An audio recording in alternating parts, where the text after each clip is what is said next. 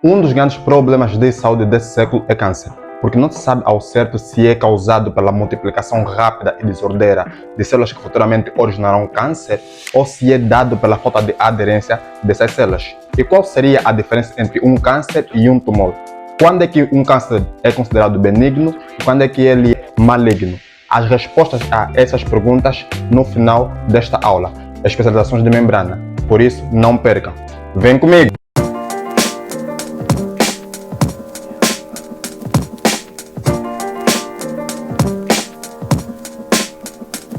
Então, sejam muito bem-vindos a mais uma aula e dessa vez quero começá-la de modo diferente. Quero dizer que estou a ficar cada vez mais desinibido, o que é fantástico porque melhora a interação com você que está aí do outro lado, mas para que isso fique uniforme, eu preciso que você pegue no teu pedaço de madeira e de carvão e faça apontamentos, anota, escreva, vai ajudar o processo de memorização.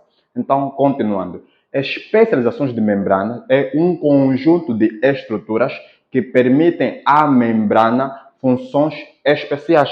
E nós temos aqui elas todas, nesse desenho aqui magnífico que eu fiz para vocês. Nós temos aqui que mencionar a primeira especialização de membrana, que é também chamada de microvilosidade. As microvilosidades são formadas por vilos que são estruturas irregulares e que permitem a maior absorção de certo nutriente. Então, eles são responsáveis pelo aumento da superfície de contato.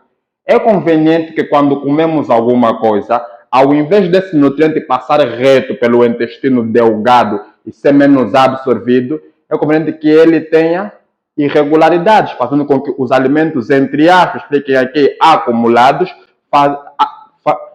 aumentando assim a absorção destes mesmos alimentos.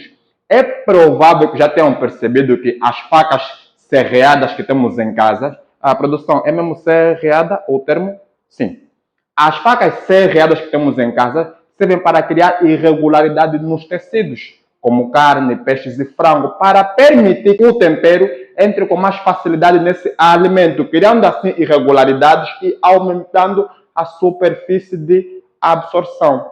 Vocês já devem ter percebido que eu estou a cozinhar um peixe e eu preciso que o tempero entre o mais rápido possível, porque eu não tenho tanto tempo, estou apressado para sair, então eu faço cortes nesse peixe. Aquele corte vai aumentar a superfície de contato. Isso porque eu vou criar irregularidades, vilos, fazendo com que a absorção seja aumentada em relação à superfície de contato. Então, é conveniente ter uma estrutura assim, ao invés de totalmente lisa.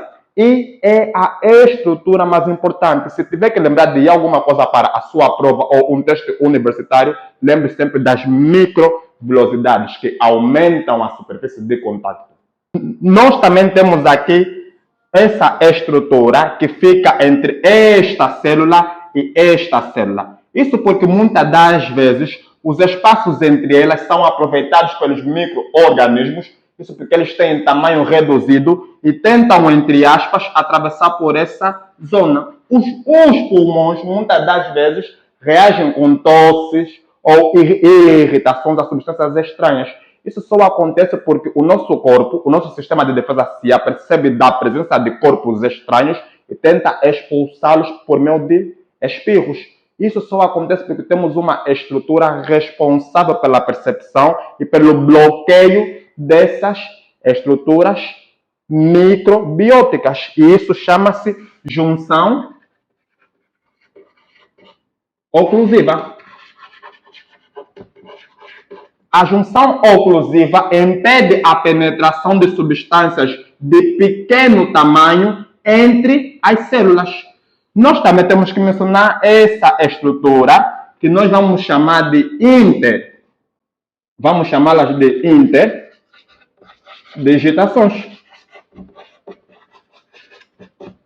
As interdigitações são como se fossem os nossos dedos que se entrelaçam e eles são responsáveis pela adesão, por agarrar uma célula a outra célula e permitir com que elas fiquem mais impermeáveis, mais fixas, mais aguerridas. E isso é causado pelas interdigitações. Mas temos aqui essas estruturas que também são responsáveis pela adesão das células. E nota, mais forte do que as interdigitações. Então, qual seria a diferença entre elas? É que as interdigitações, elas além de serem laterais, são formadas pelas dobras. Já estas estruturas aqui, que são semelhantes, elas são formadas por proteínas, nomeadamente a queratina, que é muito comum nas nossas unhas e no cabelo, e a caderina. Essa estrutura recebe um nome muito diferente do que estamos habituados e ele será desmossomo. O desmossomo é lateral entre uma e outra célula e permite a adesão de modo que as células continuem extremamente fixas. Vale dizer que é por meio dos desmossomos que as células não se desprendem e caem na corrente sanguínea. Porque se assim for, nós temos o famoso câncer. E só é câncer quando nós temos o rompimento, o desprendimento das células. Mas essa estrutura, que também é parecida com os desmossomos, vai receber um outro nome. Isso porque ele se encontra na posição basal, ou seja, na base de uma célula, permitindo que a célula agora se agarre a uma outra que convenientemente tem de estar embaixo. E essa estrutura, ela é metade do desmossomo. E em saúde, em biologia, nós chamamos as estruturas que são incompletas de M. M-desmossomo, M-tórax e não me lembro de mais nenhum M. Então, essa estrutura agora chama-se M, de metade. No caso, M-desmossomo. O M-desmossomo, diferente do desmossomo, ele é metade e ele se encontra na posição basal da membrana citoplasmática, ou plasmalema, se ainda quiserem. Então, ele fica aqui, fazendo a aderência, fazendo a adesão com uma célula que possivelmente vai estar embaixo. Mas não podemos deixar de mencionar essa estrutura que nós vemos aqui, que é uma estrutura comunicante. Vamos imaginar que a célula não seja egoísta. Epa, eu recebi um nutriente e tenho aqui 3 moléculas de açúcar. Mas essa célula, este lado, só recebeu um nutriente. Epa, eu aqui recebi mais para que não fiques em desvantagem. Deixa-me aqui oferecer-te uma molécula. E agora este fica com 2 e este também com 2. Dessa forma aconteceu a comunicação das células. Sim, as células falam com as outras. Isso por meio de sinais químicos. Esta comunicação que acontece é dada por uma estrutura chamada de junção. Junção, diferente da oclusiva comunicante. Então, é a junção comunicante que permite a comunicação entre uma e outra célula adjacente. A junção comunicante é a estrutura presente nas células animais. Nas células vegetais, nós também temos essa estrutura, mas por estar presente nos vegetais, ele recebe um nome diferente, que seria o plasmodesmo. O plasmodesmo é a junção comunicante das células vegetais. E dessa forma nós temos as microvelocidades responsáveis pelo aumento da absorção da superfície, a junção oclusiva, que é responsável pelo bloqueio de estruturas microbióticas, as interdigitações, que são responsáveis pela adesão, mas são laterais, os desmossomos e M-desmossomos, que são responsáveis pela adesão, mais forte que as interdigitações, que formadas por proteínas como caderina e queratina, e a junção comunicante, que permite a comunicação entre uma e outra célula adjacente. Então, dessa forma se dá as especializações de membrana. eu vou sair do quadro, aproveita, bata um print, copie, faça apontamentos para ficar tudo fixo. Mas não se esqueça que tudo isso vai ser dado por meio de esquemas, mapas mentais e exercícios complexos no meu curso que vai se realizar já a partir do dia 10 de abril. ER Academia. Quando falamos em câncer, temos que perceber que já temos um caso extremamente mau e que é diferente do tumor. Um tumor é sempre aquele que cresce de modo descontrolado e desordenado. E esse tumor pode ser benigno quando ele cresce, mas depois para, ou pode ser maligno quando ele cresce de modo tão rápido, tão agressivo, mas não para.